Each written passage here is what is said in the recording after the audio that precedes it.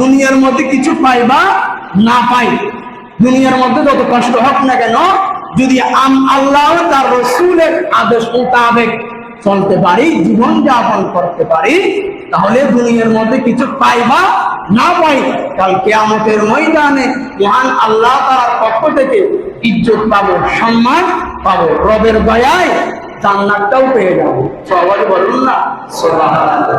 সুতরাং আপনি যাকে কষ্ট দিয়েছেন, দুঃখ দিয়েছেন, যাকে মেরেছেন, যার উপরে জুলুম করেছেন, যার টাকাগুলো আপনি খেয়ে ফেলতেছেন, যার সম্পদগুলো আপনি খেয়ে ফেলতেছেন, যদিও বা উনি আপনার কাছে কি হতে পারে, খেলনা পুতুল হতে পারে, আপনার কাছে কিছুই না হতে পারে, সাধারণ মানুষ হতে পারে, দিন শেষে সে আল্লাহ তাআলার সৃষ্টি, আল্লাহ তাআলার কি বান্দা।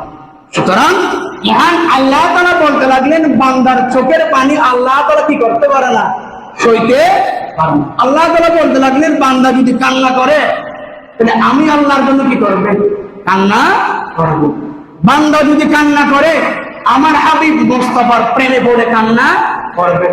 সুতরাং কেউ যদি আমার কোন বান্দাকে যদি অন্যায়ভাবে জুলুমি করে, বেবিচার করে, চোখের পানি ফেলে, আমি আল্লাহ তার বিচার করে ছাড়বো, করে ছাড়বো। সবাই বলুন না নাউজুবিল্লাহ। সেজন্য অতীতে যা হয়ে গেছে এগুলো আমরা বললে আর কি হবে না, সম্ভব হবে না। আমি অতীতে যা গুনাহ করেছি এগুলো এখন চাইলে পারবো, স্মরণ করতে পারবো, পারবো। তো এগুলোর জন্য, অতীতে যা গুনাহ করেছি এগুলোর জন্য আল্লাহ তাআলার দরবার কি করব, তওবা করব, প্রার্থনা করব, মাফ চাইব।